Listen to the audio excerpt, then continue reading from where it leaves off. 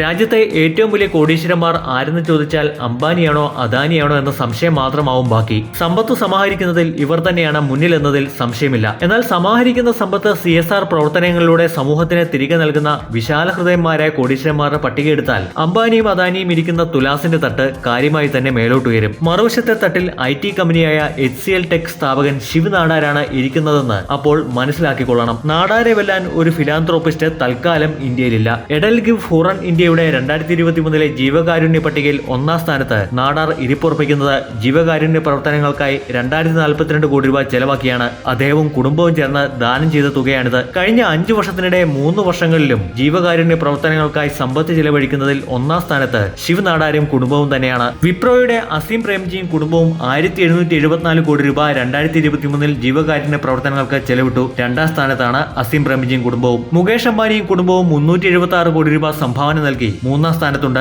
287 കോടി രൂപ ചെലവിട്ട കുമാർ മംഗലം ബിർളയും കുടുംബവുമാണ് 4-ാമത്. 5-ാമതുള്ള ഗൗതം അദാനി കുടുംബം 2023 ജീവകാരുണ്യ പ്രവർത്തനങ്ങൾക്കായി ചെലവിട്ടത് 285 കോടി രൂപയാണ്. 264 കോടി രൂപയുമായി ബജാജ് കുടുംബമാണ് ജീവകാരുണ്യ മേഖലയിൽ സജീവ പങ്കാളിത്തവുമായി 6-ാമത്. വേദാന്ത ലിമിറ്റഡിന്റെ അനിൽ അഗർവാളും കുടുംബവും 241 കോടി രൂപ ദാനം ചെയ്ത് 7-ാമതുണ്ട്. ഇൻഫോസിസിന്റെ സഹസ്ഥാപകൻ നന്ദൻ നിലേക്കനി 189 കോടി രൂപയുടെ CSR പ്രവർത്തനങ്ങളുമായി 8-ാമത്. വാക്സിൻ നിർമ്മാണത്തിലൂടെ വളർന്ന സെറം ഇൻസ്റ്റിറ്റ്യൂട്ടിന്റെ സൈറസ് പൂനാവാലയും അദാർ പൂനാവാലയും 2023 179 കോടി രൂപ ജീവകാരുണ്യ പ്രവർത്തനങ്ങൾക്കായി ചെലവിട്ടു. നന്ദൻ നിലേക്കനിയുടെ ഭാര്യ രോഹിണി നിലേക്കനി 170 കോടി രൂപ സംഭാവന ചെയ്ത് പട്ടികയിൽ 10-ാം സ്ഥാനത്തെത്തി. ടോപ്പ് 10-ലുള്ള ഏക വനിതയും രോഹിണിയാണ്. ഇതൊക്കെയാണെങ്കിലും 2-ാമതുള്ള അസീം പ്രേംജി കുടുംബത്തെ ഒഴിവാക്കിയാൽ പിന്നെ ടോപ്പ് 10-ൽ അവശേഷിക്കുന്ന 8 ബിസിനസ് കുടുംബങ്ങളും വ്യക്തികളും ദാനം ചെയ്ത തുക കൂട്ടിച്ചേർത്താലും ശിവ് നാടാരും കുടുംബവും ചെലവഴിച്ച തുക മറികടക്കില്ല. ജീവകാരുണ്യത്തിന്റെ ത്രാസിൽ നാടാരുടെ തട്ട് താഴ്ന്നു തന്നെ ഇരിക്കുന്നത് അതുകൊണ്ടാണ്.